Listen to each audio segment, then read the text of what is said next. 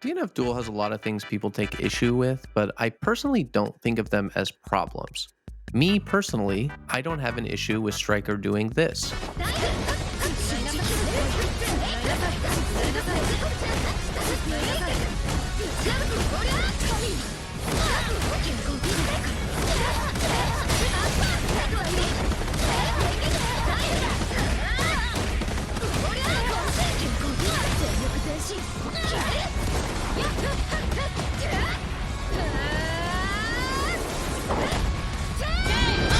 I personally don't mind Ranger doing this.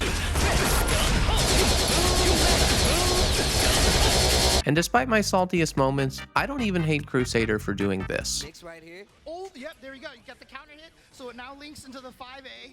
Wow. And here we go. He has the power up as well, sets out the disco lights. You gotta deal with this. Here we go, rave time. Yo, Saturday Night Fever to hold this, hold these lights though. Oh, John Travolta would be proud. Oh my God. But what I absolutely cannot stand, and what is becoming more and more common since the Grand Balance patch, is this. This pressure. Nope. There we go. Oh my God. You just committed to it. That was crazy. You got hit and you still pressed. On release, DNF had one character that you absolutely could not put into Awakening: Hitman.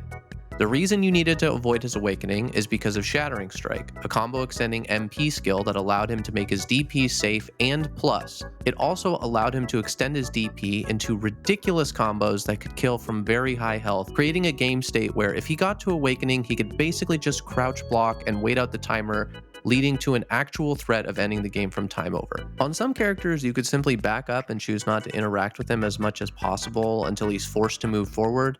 Sometimes this would work, sometimes he would just run up and DP anyways and it wouldn't, but either way, at least Hitman was the only character who had this particular mechanic and who you had to play around in this way. Well, that's the past, and now we have two new offenders for this mechanic: Troubleshooter and Swiftmaster. Troubleshooter has gotten a single shot MP skill follow-up that he uses to make his DP safe.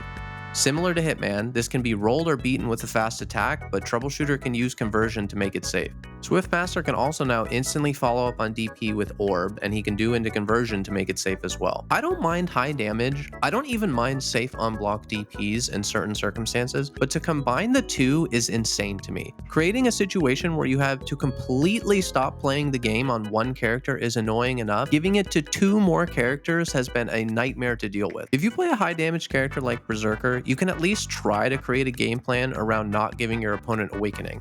It's hard, and it requires you to not let the opponent convert into Awakening off of chip damage, but it can be done. Except for Troubleshooter, because you.